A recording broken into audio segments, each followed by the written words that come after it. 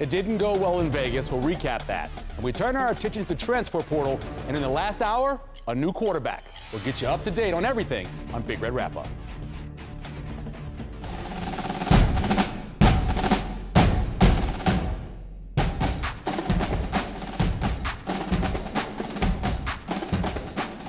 We start off tonight at the recruiting wall to get you updated on everything that's going on in the portal. And of course, Sean Callahan's here to help us do. Let's start off the most important position, not I-back, quarterback. Let's start off with Anthony Colandrea. Yeah, Nebraska pivoted quickly. Anthony Colandrea made it official about an hour ago. So, this is relatively breaking news to most of our viewers, but Kenny Minchey was obviously their initial quarterback commit, backed out last night. And Nebraska pivoted quickly, and they go with Colandrea, who's a dual threat, 3-year starter from Virginia and UNLV. He was the Mountain West Conference Player of the Year. Offensively, had 10 rushing touchdowns this year, 26 passing touchdowns, cleaned up his interceptions. I know at Virginia, had a higher pick number. Overall, in Pro Football Focus, he scored a 90. So one of the highest graded players at the quarterback position nationally. I mean, there's some thought out there that this is almost a better guy than what Minchey was, because you've got a 3-year proven starter coming in here. Yeah, he had 9 his first year, 11 last year, and then 9 this year. 4 fumbles, really good runner. You mentioned dual threat, 865 yards when you take out the sack yards. That's over 6 yards a carry. Plus, he's one of those guys, too, that he doesn't really get caught in the pocket a lot. No, and the ability to score in the red zone, too. Yep. Because with the running back questions now, without Emmett Johnson, you need another threat to score on the ground. And you've got a quarterback now that can help you. Now, Nebraska still may go in the portal and add another quarterback, but love this addition, especially the pressure this Nebraska staff was under to get this done, because the longer this lingered, the more worrisome it got, because these big names go off the board quickly. He was at Florida State today, and Nebraska was able to close this down. Georgia Tech was also in play as well to get Colandrea. Now let's go to offensive line to protect him. Brendan Black out of Iowa State, and then also a guy named Big Tree, which I love, Babalade from South Carolina. Both those guys. Let's start off with Brendan Black. Yeah, they go to Iowa State. Brandon Black, a multi-year starter as a right guard, can play some center, but this seems like you're kind of heir apparent to Rocco Spindler. A versatile guy with experience, though, that could play really anywhere on the interior. One of the lone Cyclones that's not going to follow Matt Campbell to State College. More than 30 starts, too. Very experienced guy. Now, Babalade doesn't have as many starts, but he's played both right and left tackle. So Babalabe, as a true freshman, started at left tackle. Then, redshirted, played the 4-game year last year. Then this year was a starter at right tackle. But you look at this offensive line, Elijah Pritchett obviously figures heavily at the left side. You figure Babalabe and obviously Gunnar Gatula could play guard or tackle. They've got some options there. But, I think with the Lonnie Teasley connection here, this one makes a lot of sense to bring him in. He was a highly, highly regarded recruit coming out of high school. Yeah, 14th highest. I think he's a guard at the next level, but certainly right tackle here. Let's get into the linebackers. Will Hawthorne's a guy that Nebraska knows really well. Yeah, Will Hawthorne came to Nebraska's camp over a year ago, picked Iowa State for proximity reasons. He's a 10-800 electronic guy, a 9-8 broad jump, ran, in the 4.5s at Nebraska's camp. So fit all those intangibles. I know they loved him when he came to Nebraska's camp and when he picked Iowa State, but that's what the portal is. You keep those relationships, and Will Hawthorne a year later is now at Nebraska. Yeah, and then Owen Chambliss, definitely a run and hit guy. This is a guy who can go sideline to sideline. Leading tackler for San Diego State, over 100 tackles a year ago. He's going to come in with great familiarity as Nebraska makes this transition. And when you make a big hire now, a head coach or a coordinator, I think the question people ask is, who are you going to bring with you? Yeah. Well, he's now brought 2 guys, and Owen Chambliss being one of the more high-profile ones as the leading tackler. Yeah, and then in the last 50 minutes, the safety, Dwayne McDougal, who had 4 interceptions and 51 tackles last year for San Diego State. Yeah, the second Aztec to join Rob Orich and Lincoln, another veteran safety. And look, Nebraska loses Deshaun Singleton. They lose Malcolm Hartzug. They lose Sierra Wright. A lot of movement on the back end. Marquise Buford gone. That needs to get figured out in this 5 defensive back scheme. So clearly somebody that has familiarity, that played a lot for Rob Orich. And like election night, if for some reason something happens, we'll come back to the wall. I feel like we have the board here. Like catch up back with you. Got to show the maps. And Sean will be there all night in case something happens on air to update us. But let's now talk about how we can hear from you, your thoughts about the portal. You can connect with us on Facebook. Of course, you can do it on Twitter. You can check out our website as well, talking about whatever you want, including the game in Las Vegas or the portal. And then we'll get to as many as your questions as we can at the end of the show. Now time for the sideline survey. Now, this was a sideline survey that actually about an hour ago mattered. If you are not voting for Anthony Colandrea, you haven't been watching the show. So 33% say that. Bo Papula says 50%, and Aiden Childs got 17%, but we know who it is now. It is Colandrea. Let's talk more about what happened at the Bowl and, of course, the portal as well. You guys are both in Vegas. Mm-hmm. Different reasons. You were working. You were having fun. I was working. Okay, sure. What'd you think of the whole atmosphere and everything? Yeah, I thought it was great. That's the first time being in the Death Star, as they call Allegiant Stadium. No, it was cool. I thought the atmosphere was great. A lot of fans, tons of Utah and Nebraska fans. I mean, seeing about 50-50. 25,000 Nebraska fans seemed about right. Obviously, the start of the game was fantastic, and ending was, we all know how that went. But the venue was great. I know Nebraska wants to get above the bowls, the tiers above of Vegas, but it's a great spot to go for these guys to go and experience and have fun. But yeah, that was, believe it or not, that was my first game that I had been into in person this year was the bowl game. But yeah, it was. I'd go back and do it all over again. That's for sure. Yeah, I know you were very excited about at least one player during the game. Makai Nelson finally got his opportunity. Yeah, I like the backfield. Yep. I think it's competitive. I think Coach Barthel does a super job. I'm a big Makai Nelson fan. I think Ike is really, really going to be a good player. I have a soft spot for Ike because I only played running back for 1 year. Yeah. Coming out of high school, so I get the transition and the degree of difficulty. But with Nelson, he's going to continue to grow. He's a tough kid. He's an explosive kid. And I think he's waiting for his opportunity. He takes really good care of the football. And that room is highly competitive. Jamal Rule will be a good addition to that room as well. They may get one, but they're not going to go out of their way. Right, because it's loaded, right? I mean, in terms of bodies, because you got Booth, you got Rule added in, Ives. We don't talk about Kenneth Williams either. It's another guy in that room. It's a good room. Yeah. And listen, I mean, people can roll their eyes and scoff or however they feel about the running back situation, but it's the exact same sentiment they had a year ago with EJ before he had the year he did. So when you talk about a collection of talent, it's greater going into this year than it was last year in terms of athleticism. Yeah, don't forget that he was a fourth string. Yeah. And then ended up being the Big Ten back of the year. How'd you think TJ played? We talked a lot about bringing a quarterback out of the portal. We already got a quarterback on the team who's got 4 starts. What do you think about the way he played? I think they protected him a little bit, obviously with coming off the hamstring injury, not him being able to practice a lot leading up into the bowl prep. Got to use his legs a little bit, but they tried to run the football. They ran it successfully early. Yeah. Makai Nelson off to the great start, and Nebraska was moving the football well against a pretty darn good Utah defense in that first half. What I just didn't expect to see was Nebraska's kind of inability to stretch the field with the deep ball. I thought they would have that a little more. They'd be able to attack downfield a little more. 0 of 8, 15 or more. Yeah, so I just the miscommunication, whatever it may be, listen, I thought they would have that ability to do some of those things against this Utah defense. Listen, I know, like I said, the lead up to it, didn't get to practice a ton, but I see what they see. I like TJ. I like his arm strength. I like his mobility. I like his poise for being a very young player.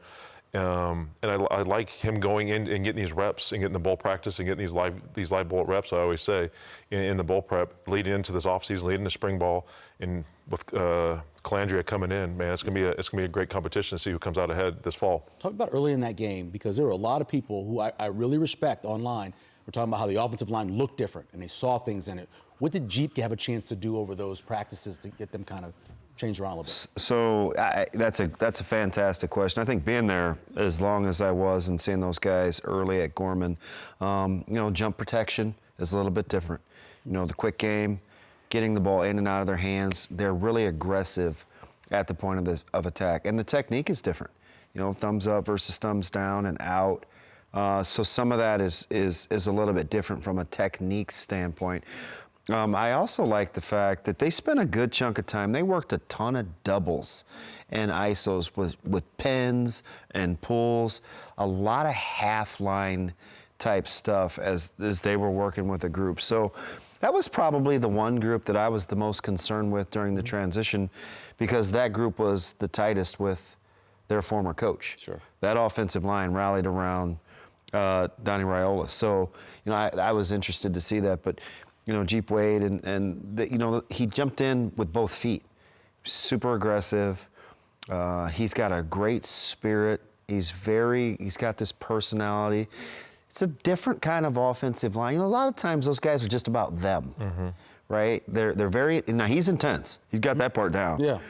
But he's got a very good personality. I can see why he's highly regarded as a good recruiter. He and Teasley, that'll be a nice tandem because he's got a nice aura about him. Yeah, and he says window instead of window, and so you want a guy like that be coaching offensive. Yeah, you want a good Southerner to be coaching offensive. He commands presence. Yeah. That's the one thing I think you'll see. As a defensive lineman, you watch a guy like Devin Dampier. Who, the reason why, I talked to Damon before the season, I thought Utah could maybe be a team we could talk about national championship or maybe Heisman Trophy. He gave those guys some struggles. He did. He gave a lot of defensive struggles all year, his athletic ability. And surprisingly, I didn't, when Coach Will's post-game press conference saying, Utah was 5-7 last year, but obviously Dampier was not there. But his ability to throw it, his ability to move around the pocket, it made, I think Nebraska does have to get more athletic in the front seven. But I tell you what, he would give anybody the most athletic defense fits. I mean, his ability to step up in the pocket, utilizing him in the run game, 11-on-11 football. You have to play very sound, disciplined football at all levels because of his ability to keep it, bootlegs, his scramble, and this ability to plaster in the secondary. When he moves out of the pocket, it gets so difficult, and he hit so many third and longs and fourth down plays, and you think Nebraska's in a great situation going off the field. He's able to escape around there, put his head down, get a first down. But again, the secondary not being able to plaster in those situations and stay on those wide receivers and that great tight end that Utah has, it was fits, and it was just too much for Nebraska's defense all game long. And the inability to get off the field on those third down plays just crushed this defense and any momentum that Nebraska was able to stabilize. You got to tackle. 13 missed tackles total, 8 out of the secondary. There were times where guys were in the right spot and just couldn't get them down. That's why so many third and fourth downs, as you mentioned. Yeah, it's a bugaboo, and I think Nebraska, there's a couple things I think that they've got to do defensively. Number one, you need a little more physicality at the point of attack. Some people call it knockback. Some people talk about playing on the other side of the line of scrimmage. Whatever you call it, getting into guys has to be a thing. When you play an odd front, a lot of times you're short a gap, so you have a guy or two gapping. So if you're not going to play with any sort of four eyes or some sort of like a tight front, then you have to be violent. Outside of that, it's just being hesitant, right? If your first level sets the tone, the second level makes them right, and the third level fits off that. When you're tentative, playing downhill, you can look really slow. And I don't think they played with a ton of confidence, especially on the second level and the third levels. I didn't have so much of a problem with defensive line play. It's just when you arrive, you got to get there with bad intentions. And I think one of the ways that they can correct that is make sure you're getting live, good shooting your shot in practice, because you have to see what it's like to play cloudy clear and have some peekaboos when you've got to fit in the run game at a violent, high rate of speed. You have to practice it because the league is too good. With mobile quarterbacks, you're forced to play 11-on-11. There is no free safety. So if you're not going to get off blocks, conceptually, you have to figure out how you can get +1. And as you know, all the rules, for the most part, lean towards the offense. It's ridiculous. Make it difficult on you. That second level, though, with only 2 linebackers on the field, those guys have to run. Yeah, without a doubt. Yes, you want to talk your back seven guys there. I mean, you have to sideline to sideline, right? You have to understand where you fit your flows. And you're either in your pass drops or you're playing at 45s. You're not playing lateral. Right. Yeah. There is no lateral in this defense, and we saw a little too much lateral sometimes. And it's just the ability to, and that's just the thing, is communicate. But I think something that you saw a lot more from Phil Snow, obviously helping out with the defense more with Butler being gone, is the eye discipline. Nebraska's ability to do that. I do think, to what DB said earlier on being a little hesitant, I don't know if that had anything to do. You'd heard that they're trying to implement some new calls with the new defense that'll be implemented this in the spring with Oric. But the eye discipline at times just is not good enough on the play actions and just seeing what your route tree all those things. But it's when you play a quarterback like that, and you have to, in like the plaster situations, I say plaster, quarterback's out of the pocket, and it's those route tree combinations are completely broken down. You got to find your guy and you got to lock onto him. And Nebraska didn't do a good enough job of that with Dampier, but the secondary was darn good all year. But the lack of ability to get hands on footballs and get some interceptions was quite surprising. Kind of the back half of the season. Eye discipline, I thought, was huge. Right? You go 3-by, a little short motion, the crack replaced. They run the wheel. Yep. Off of it. I mean, you can't. Like, you got to be better than that. And I think they understand from a sequencing standpoint. You get so tentative because you've been beat with something. So you saw, it'd start in a 3-by, number 2 would go short motion, then they run the wheel. You get a couple safeties that fall asleep. Well, what had happened is they had been running the ball off of it, and you have to crack replace. So you see the guy come inside, and you got to get downhill, and then all of a sudden they throw off of it in run action. It's like, oh bleep, here we go. So I think the eye discipline thing was big, and the cool thing about Utah's, well, cool if you're a Utah fan. Yeah. Is you have 2 runs in 1 play plus the pass option. So they're always getting you schematically with the triple threat. And when your quarterback balances the playing field, you better get off blocks. You look at the 2 schools that did the best against them, BYU and Texas Tech, both of them, good safety play and great linebacker play. Yeah. And that's the only way you're going to slow that team down. Big time. Let's get to the headlines now, going back to last year when, of course, Nebraska played in Vegas. There's Matt Rule, the hat on backwards, getting ready as a part-time defensive line coach as well. Makai Nelson, as we mentioned with Damon earlier, came out right away. He got his opportunity, and he was fired up for it. And he was telling them about it as well. This is a great run right here, cutting back across from one side all the way to the other, and some good blocks, too. Yeah, absolutely. You got to see the crease, be the crease. Once you see it, get in it. Yeah, and he did that, and then he danced, which he was pretty excited about. After the game, he got a chance to talk to the media. What happens here? You're in cover 2. That can't happen. No. Run down the middle of the field like that. Listen, that's you got to be better on the back end. Stop guessing and playing peekaboo. Get out of your back pedal and hold the hash. And there's a nice move. Dampier's going to make this move a lot of times. Originally, it was called short. Helmet came off, but when they reviewed it, showed that he got in for the touchdown, the 2-yard run, his first touchdown of the day. Nebraska comes back, though, again, still in their early plays and getting the ball to a guy that I really like is Isaiah Mozee. Yeah, so tough. Downhill guy. Always makes the first guy miss. He's a handful. And came back from that ankle sprain, too, early in the game. Here's Nelson again on a kind of a wheel route, getting the ball down the field. And this is really nicely blocked as well. Yeah, I like how you see guys running with their hands in, kind of sealing the edge and letting Barney get downhill. This was before Utah started to bring what I would call run blitz pressures. Yeah, Nebraska ended up getting a stop early on. This is the beginning of the second quarter. Nebraska chose not to go for it on 4th and 2, gave the ball back to Utah. And again, there's Dampier. Yeah, he had a guy come through kind of with the blitz pressure there, and just had he had the opportunity to pick him up and get him down. And if you don't do it, he's going to kill you just like that. That's 3rd and goal from the 20. That's bad eyes. Yeah, 3rd and goal from the 20. You get a crossing route that takes that long. There's no sense in looking in the backfield. Yeah, you got to plaster, as you were saying, on the guy. And then missing tackles. Got to make those tackles in the open field. The extra 5, 6, 7 yards obviously adds up. And one of the things that you saw from Dampier is that he spread it out. Yeah. He got the ball to everybody. Yeah, I liked his command. He knew what he wanted to do with the football. He's a smooth operator. Got to stop there, forced the field goal. Nebraska still in the game, only down 17-14.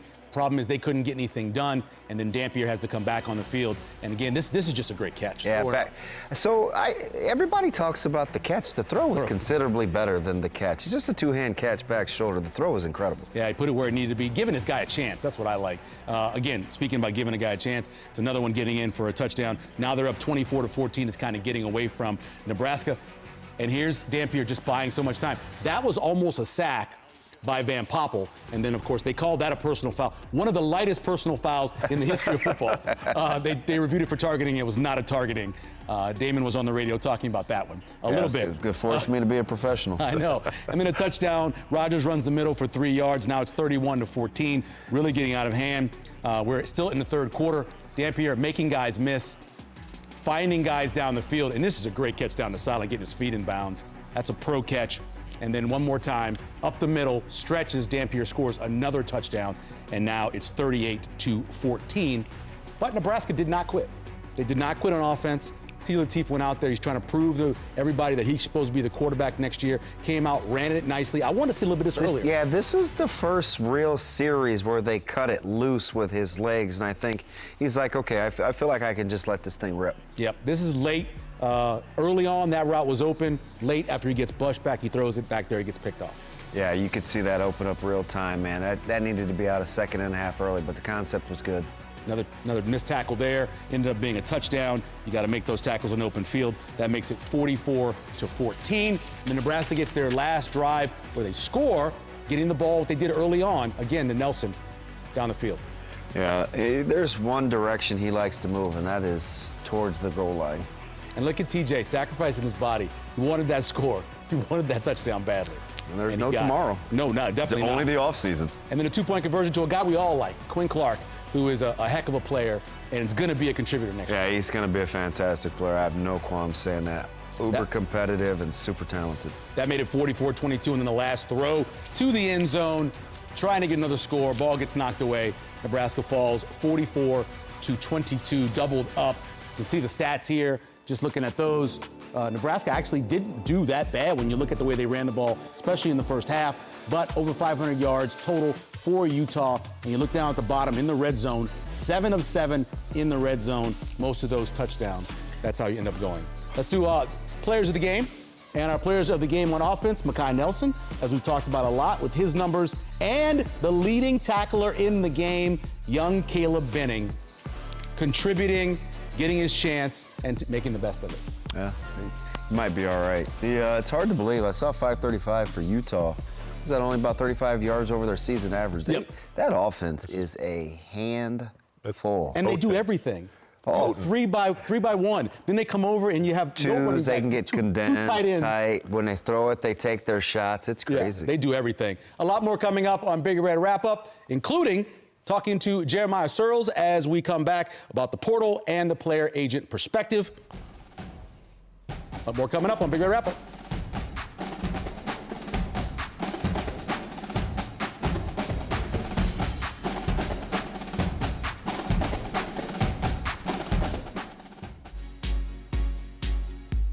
Thanks to your support, Nebraska Public Media can continue serving communities across the state with trusted news, education, sports, and cultural programming. Together, we've shown that we can and will sustain what matters. But the work continues every day, and your support helps us build what's next. You can always help sustain what matters at nebraskapublicmedia.org. Thank you. From late-game comebacks and heroics to notable milestones and records, relive iconic games and unforgettable stories from Nebraska Public Media's high school championship archives. We've teamed up with the NSAA to curate the most memorable games and interview coaches, players, and sports writers who all share their memories. Help us celebrate our championship tradition on Nebraska High School Classics. Watch now on Nebraska Public Media's YouTube channel. Patriots, come forward. Your country demands your services. These are the times that tried men's souls. Our cause is the cause of all mankind.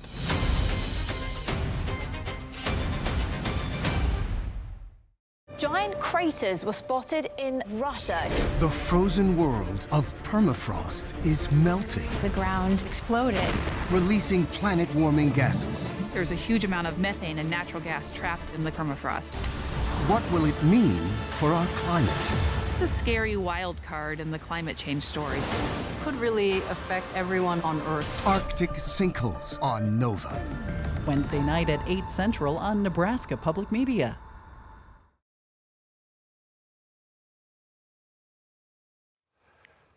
All right, let's welcome in now former Husker Jeremiah Sirles via Zoom. Of course, former player and now an agent. What's your impression so far of the new single window portal? It's chaos. It is absolute chaos. I am currently in the middle of it myself as an agent. I am currently trying to work with guys that are moving all over the place. I am some travel agent, some athlete agent, some a little bit of everything here. So I think it's in a step in the right direction, but it's still not where it needs to be.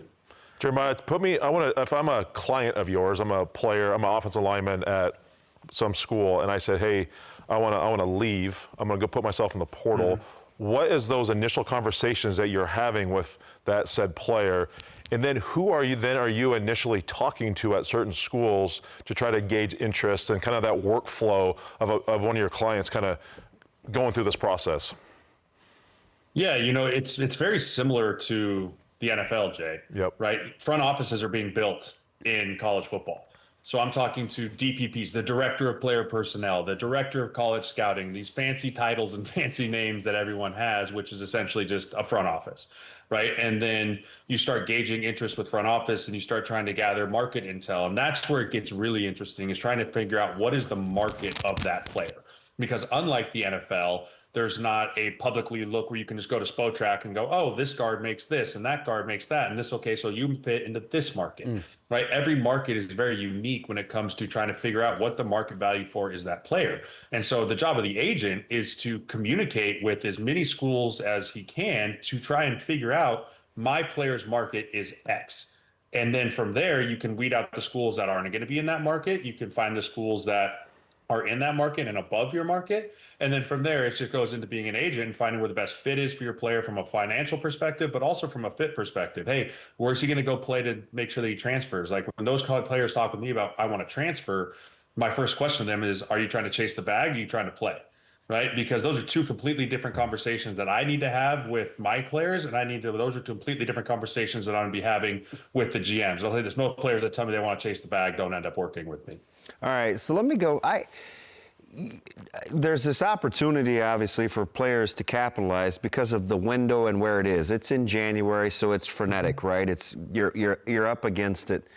As an agent that represents guys in their best interests, would you like to see the portal date moved? And considering your answer should be yes, why isn't it in May? Yes, you're exactly right, DB. This whole thing should be in May. And I think the biggest reason is college coaches freak out about, I got to have my whole roster in the spring. No, you don't. It doesn't make any sense. You really don't. You really don't. I mean, let's make this thing out. And the other piece is, I'm talking to GMs, I'm talking to player front offices around the country. And in December, they're trying to do 3 months of work in 30 days. And they're trying to do 3 different jobs. They're trying to do retention on their players. They're trying to plan for a bowl game, and they're also trying to start the front end of free agency and acquisition. It's borderline impossible to get right. And so the best way to fix this is, guess what? There's already a professional league that has this schedule figured out. It's called the NFL, right? All of this should be done in the offseason. All of it. You should have all of January to do your retention. You should have all of February to start planning what your acquisition is going to look like. You should allow players to declare if they're going to enter the portal or not in March. And then come April, there's your portal. All of April, May, they arrive on campus. Then you can start your OTAs in June. It's really not that hard. I just don't know. The NCAA is going to be sticklers on it because of the academic schedule. I get it. I still think May fits the calendar, too, with enrollment, if they still want to operate under the guise of an academic institution. But with so many guys in the portal, with 4,000 guys in the portal, it's a very short window. Are you seeing any benefits at like the FCS level in non-Power 5? Because it seems like the quality of football is being played at a really high level. All 4,000 can't go to top-end schools.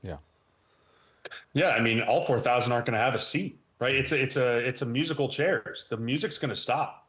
And if you don't have a seat, you're going to be looking on the outside going, man, I really wish I would have made better decisions. But I mean, you even look at that FCS championship game on Monday night, which was incredible, except for these damn kickers. And you start looking at it and you're going, hey, there's some really good players on this field that are going to go play at the Power 4 level.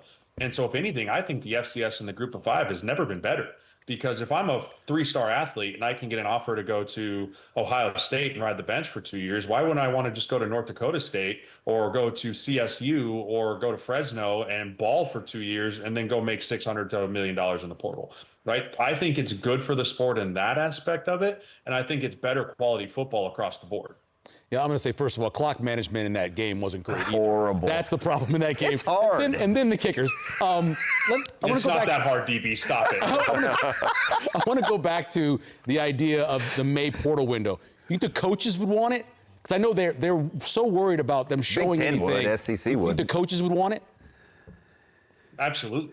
Okay. I think the more time you have to evaluate and the more time you have to understand what your needs are, the better. Because think about it. How many guys did they see in spring ball that say he's a freshman and he comes in June, he has a full season, but you don't really get to know what he is because he's young.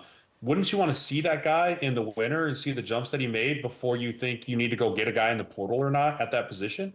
Like, what can this guy do? And, hey, this freshman then took winter conditioning super seriously. He gained 25 pounds. He's going to start for me at linebacker. Now, I don't need to go get a portal linebacker, right? There's just so many things that you can evaluate the more time you have. You can have longer negotiations with the agents and with the players to find a deal that feels good and doesn't feel rushed and doesn't feel like you're fighting each other. And then you come to blows. And at the end of it, you're all supposed to love each other and sit down. Like, that's not the way this is supposed to work.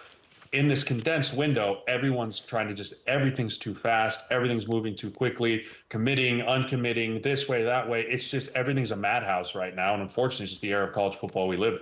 Former Husker Jeremiah Searles joining us here on Big Red Wrap Up. You mentioned chaos. So Kenny Minchey commits to Nebraska, at least says he's coming, and then flips the next day. Have you seen anything else like that happen where it goes from one day to less than 18 hours later where a guy's going to a different school? I mean, I can tell you that players that I have in the portal right now, I've had committed to go on a visit. They weren't committed to the school. I've had them committed to go on a visit, and then another school calls that has an offer that is a higher dollar amount offer, and you call the school and say, hey, this is the market that's now gone. Do you want to match this? And they say, nope, I can't match that. Cool, we're swapping visits out, right? That's just how it goes because you only have so much time.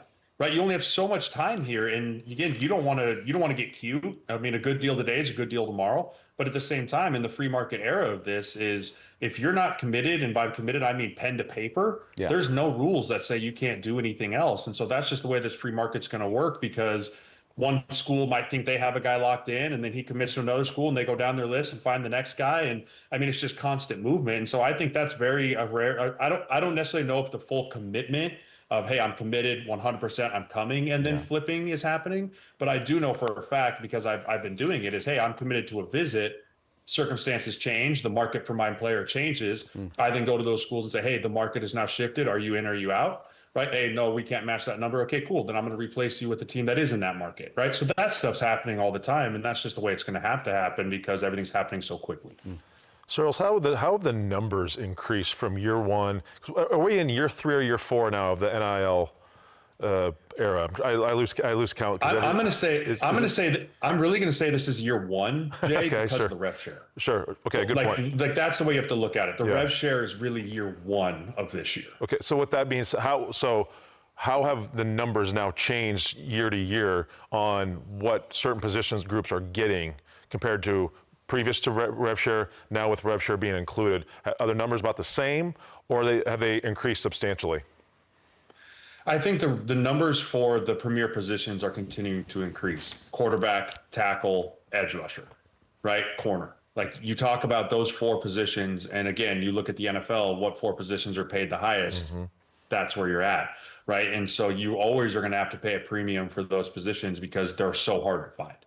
Right. And so I think the numbers for those have continued to go up on that realm there. There's schools are getting creative in ways that you can use the rev share. There's ways to use multimedia marketing rights. There's ways to use NIL Go. Like, it's all about just being creative in that process. But, I think those numbers for the premier players are always going to be high. Jeremiah, we saw a lot of numbers floated out there for guys at Nebraska around the country. Some are accurate, some unfortunately were not. How much transparency, as a guy that has clients, would you like to see across the board? So if you're going to try to gravitate towards the NFL model, you can say, okay, listen, right guards are this, left tackles are this, quarterbacks are this, because you get schools that can reset the market. How much transparency do you think you'd like to see? The only way you can have transparency, though, is if you have a collective bargain agreement. Yeah, right. Because with transparency comes a true cap, right? A true cap, not you can only spend 20, right? But a true cap, right? Along the lines of like the NFL. Hey, this is the number. The collective bargaining says you have to be within 90% of this number and average over the years, and that's when you can have transparency amongst the cap. The NIL portal is not transparent because there is no true cap, right? All the college football teams put in what their NIL was this year, and you've got Alabama at 20, you've got Ohio State at 35. And so when there is no true cap, there's no transparency because the market is whatever someone's willing to pay, right? There's no, this guard's worth X. It's no, this guard is worth whatever team is willing to pay this guard the highest amount of money. So would I like there to get to a collective bargain agreement? Absolutely. Do I think we're close to that? No. I don't know if you've had a chance to deal with the management part of Nebraska and what's happening in terms of general manager and stuff, but what do you think about the team they built with Pat Stewart leading them? I think Pat's done a great job. I actually represent Gunnar Gatula, so I have gotten a chance to work with Pat. I've got a chance to work with Jonathan Bateman over there in compliance, and they do a really nice job with their transparency, with their negotiations. They're fair, right, in that realm there, but also they're professionals. And that's a big piece of this business is a lot of agents aren't professionals. And so, I think that Pat and Coach Rule and all of them have done a really nice job of the model in which they want to build out and the model in which they want to build for their team. Jeremiah, we appreciate it. Good luck over the next week and a half or so getting through all this. Hey, I appreciate it, guys. It's gonna be wild, but it's gonna be really fun to see where the chips finally fall, and go Big Red always. No doubt about that. When we come back, we'll take a closer look at the portal with Sean Callahan rejoining us.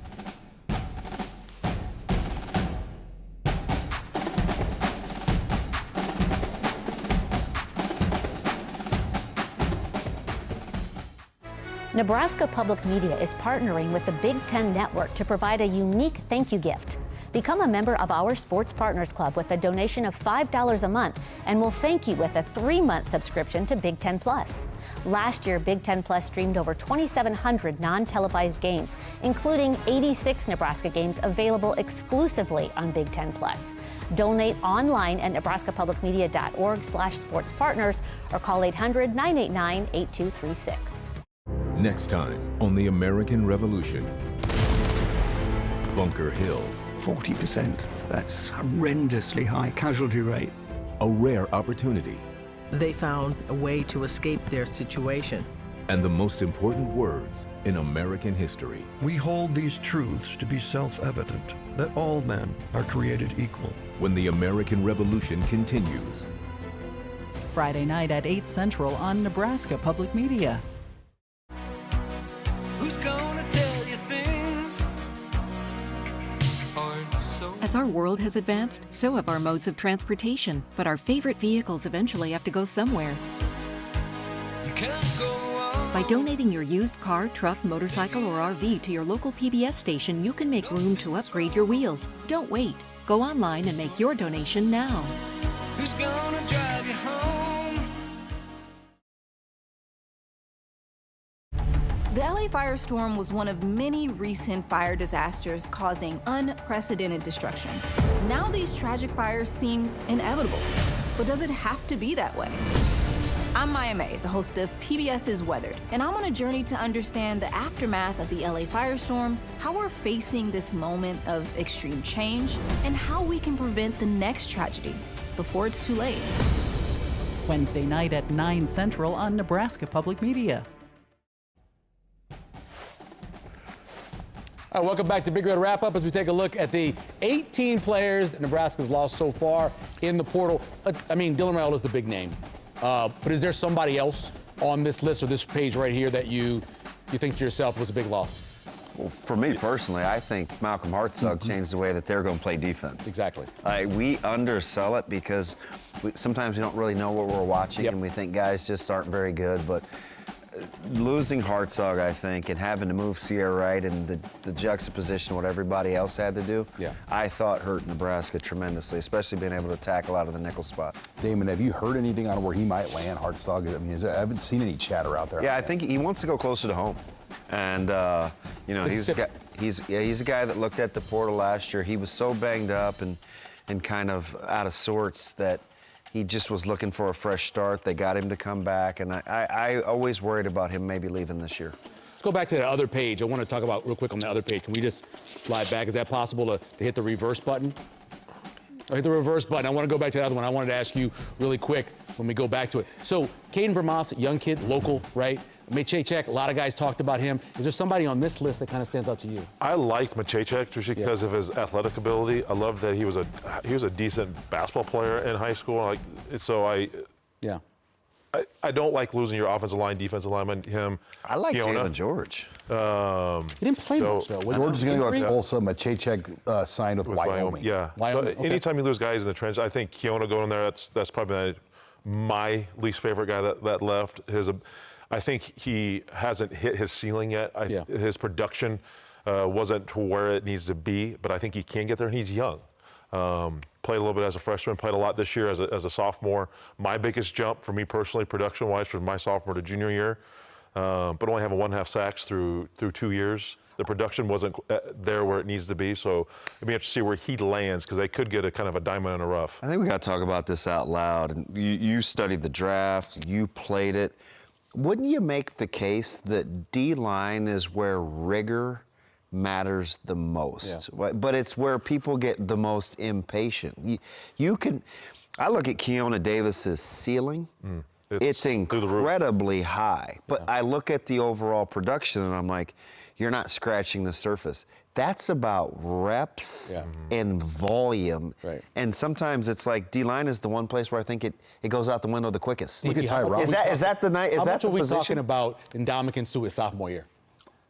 Oh, he had to go have surgery. Halfway through his junior year, we were ready to call him a bust. And then you really start talking about him. What about Ty Robinson? Ty Robinson, great example. It took him 3 full years before you really you got to be patient. Do you agree with that, D-line? No, 100%. You have to be so patient at that position because it's not for the faint of heart.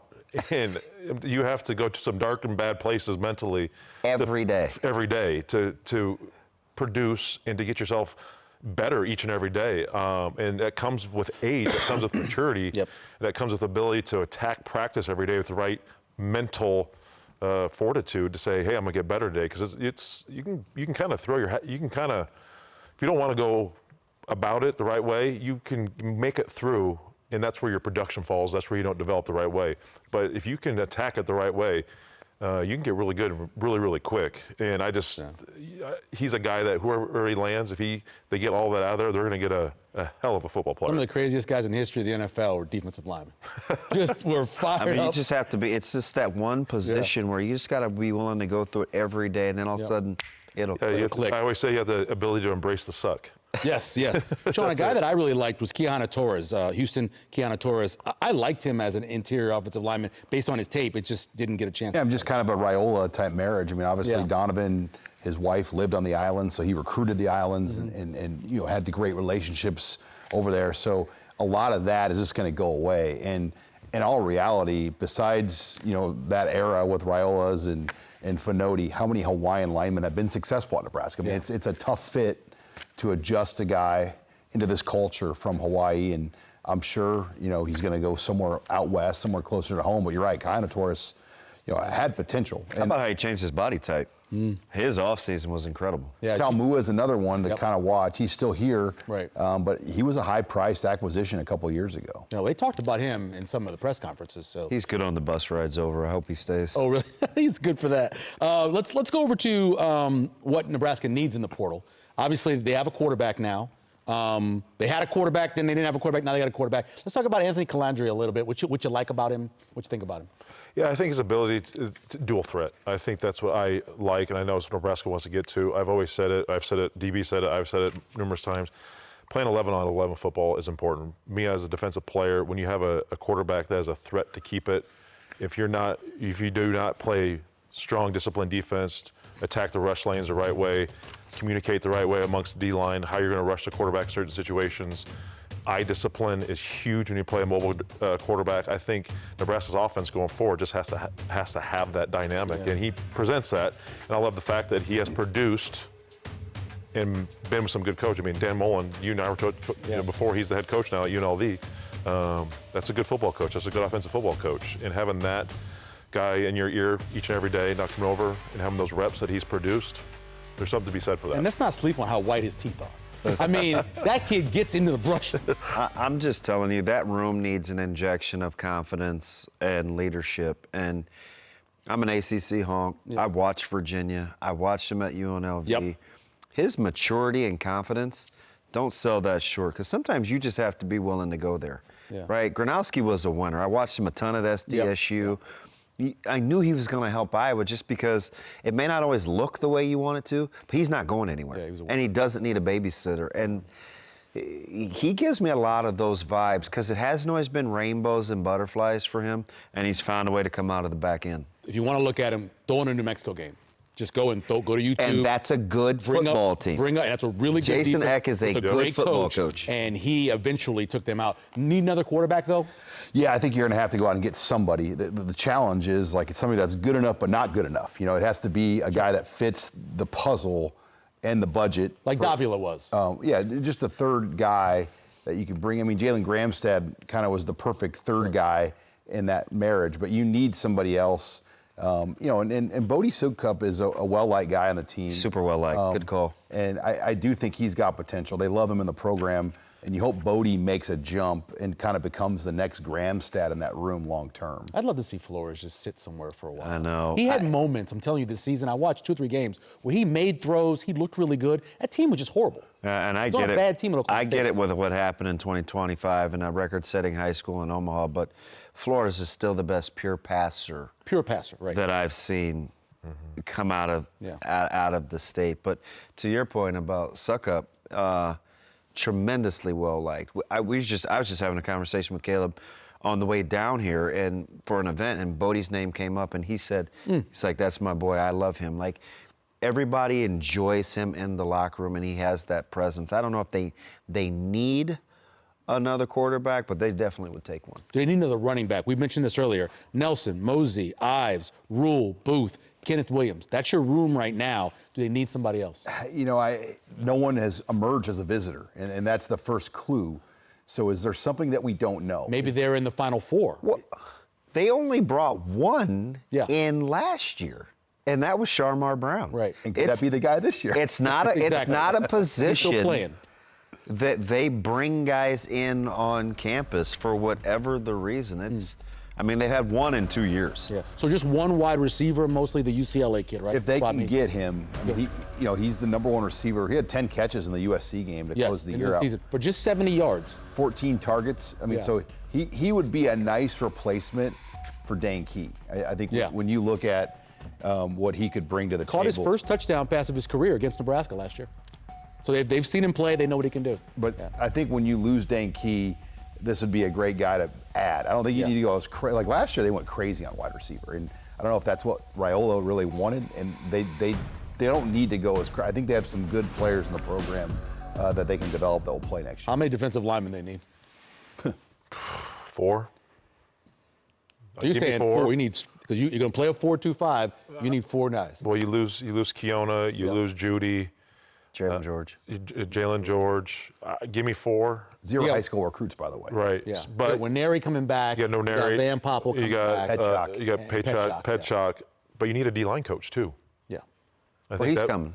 He's so coming, maybe they I know. Can tell him, maybe they can tell behind the people scenes, but I just who he is. You're right. I hope so I think give me 4. And we've gotten what 2 O-line in the transfer. 2 O-line, 2 linebackers. Yeah, and give me. Listen, that's an important position. That defense is going to go as the D-line goes. Yeah. You got to get some dogs up there to replace. I think you need 3, and you got to get Malcolm Simpson and Tyson Terry healthy, ready to go by halfway through next season. Yeah. Yeah, I think Malcolm Simpson is a guy that we didn't talk about during the offseason, obviously, because he was injured or during the season, but when you just watch him, you could tell he's an gonna athlete. Be a dude. He's a really good athlete. He's gonna be a Have you seen his basketball Yeah, highlights? he's a dancing bear. Yeah, like I love the basketball O lineman, D lineman that play basketball. He would have they played this usually year. equate really He reminds well. me of Ray Seals. Oh, really? Bold statement. All right, so let's go linebacker. Well, they've got two. And you have Shavers back, you have Dawson Merritt back, so you have a good group there, and some other younger players like Christian Jones and Pierce Mooberry. Mooberry's going to be good. So I think they're done in the port. I don't know if you need to go any more than 2 at that position right now. Right. I'm not weight shaming anybody.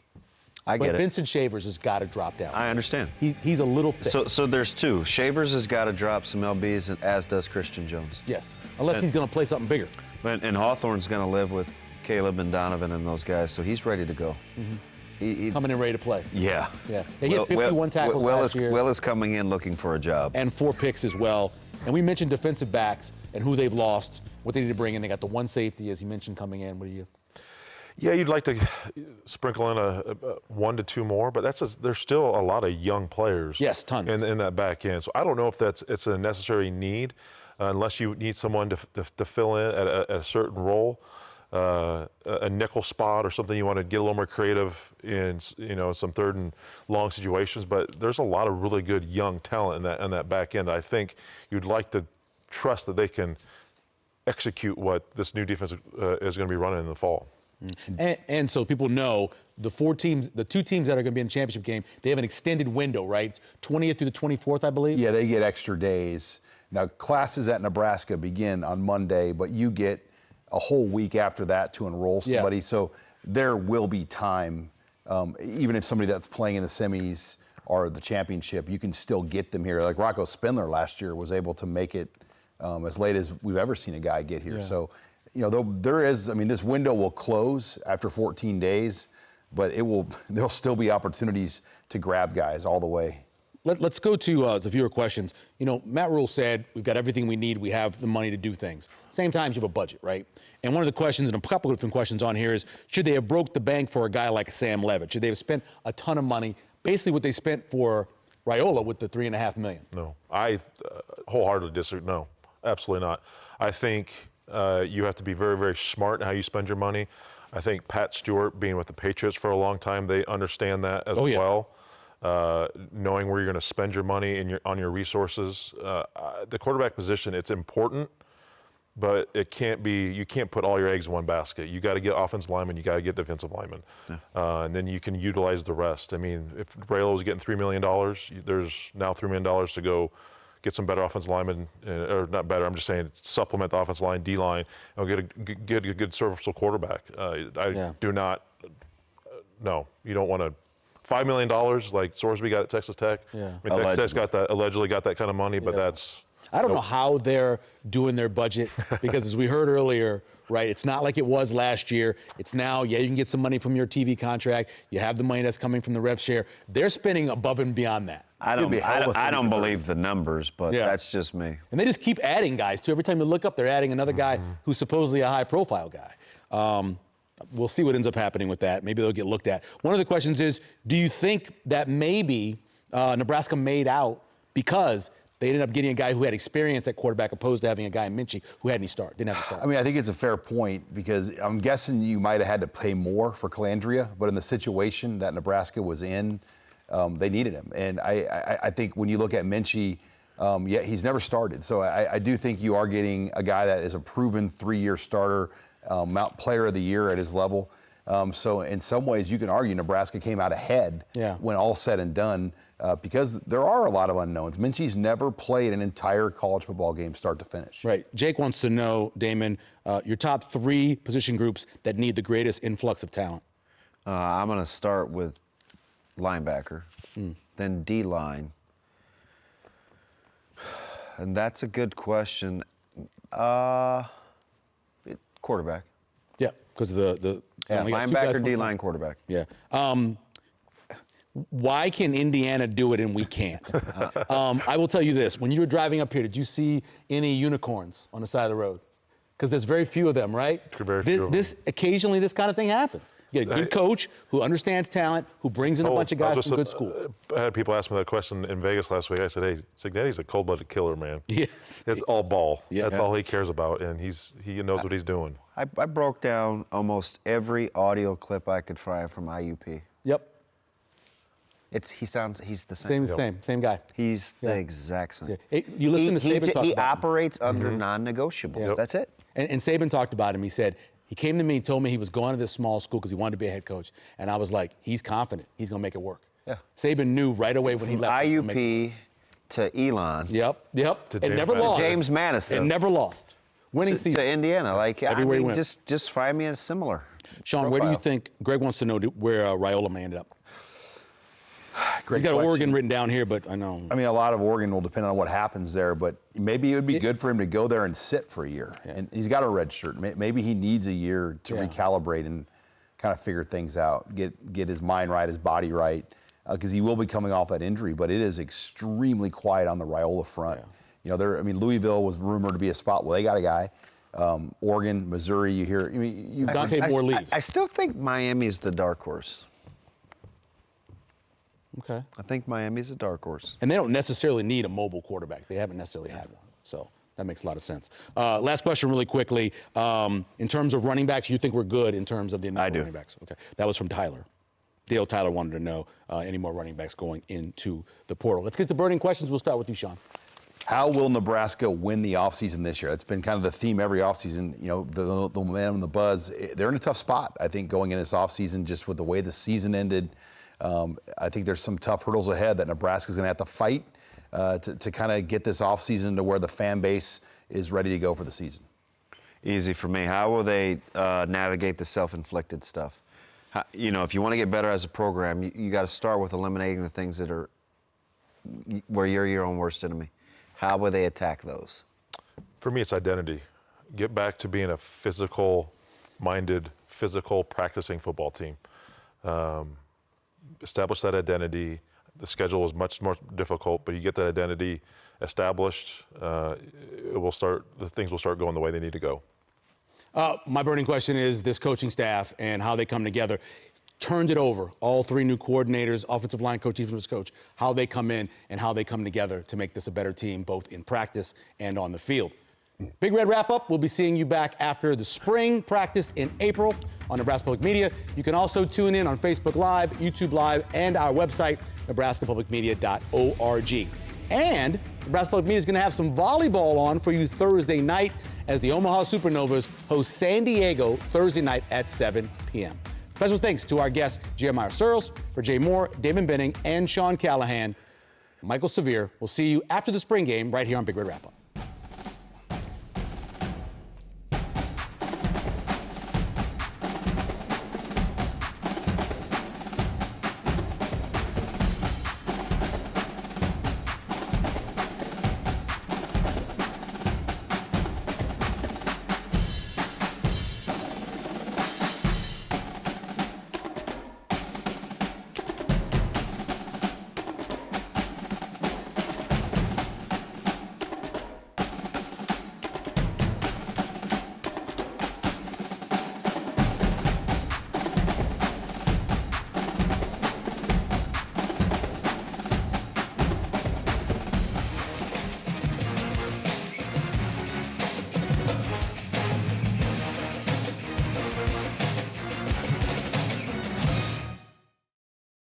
Support for Nebraska Public Media programming is provided in part by This is where it happens. Excitement, discovery, escape. All of it outdoors, amongst the trees and across the prairie, on the shining surfaces of lakes and streams, around the campfire and along the trails. All of it here, beneath Nebraska skies. Plan an outing today at yournebraskaadventure.com. Hey Brock, it's Grandpa. Sorry I've been missing your games, but it's really been tough getting out. Your motivation to move forward. Your determination to take the first step. We are here for the path you never thought you'd have to take, providing the care you need to help you get to where you want to be. For the moments that matter most, York General, our focus is you. I keep my own hours and make my own schedule. I don't have a corner